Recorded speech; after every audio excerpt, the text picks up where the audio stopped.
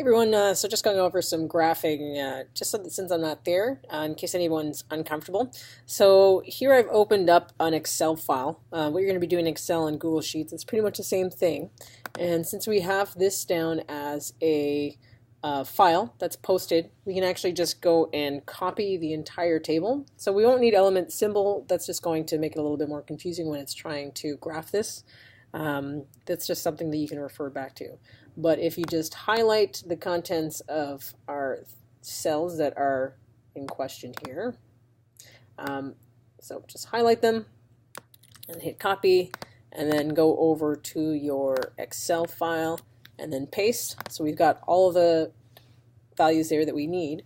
And then really what we want to do is compare atomic number to each of these independently. If you can get them all on one graph, that is really great. It's going to not really show you very good patterns if you do that, since we have such a big difference scale.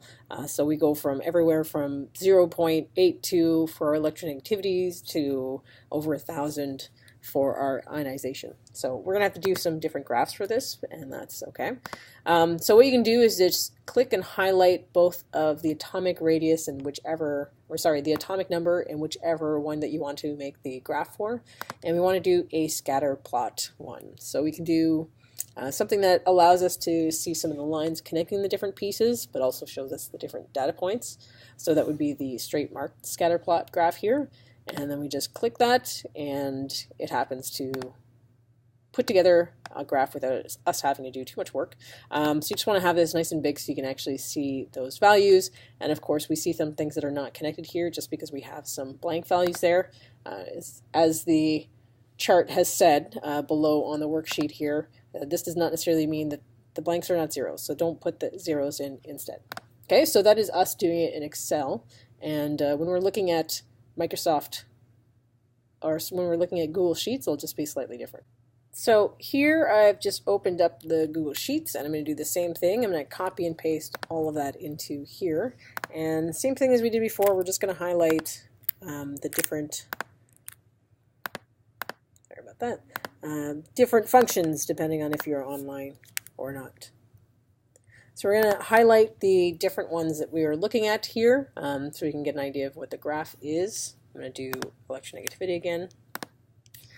And from here, we want to go through and we're going to add insert.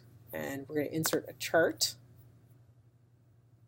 And here, it automatically gives us a line chart. This looks absolutely horrible, so we want to make sure that we are going through and changing the type of graph so it's a little bit of a better representation. So they've got some suggested points, and one of those looks like our scatter plot, our scatter chart. So it does not look like Google Sheets has the option of being able to actually have lines included as well, so that's fine. We can still see the patterns that are happening, and if there's anything that you need to go through and modify so that you have a graph that's following all of those graphing rules, then you can click along here and change anything. So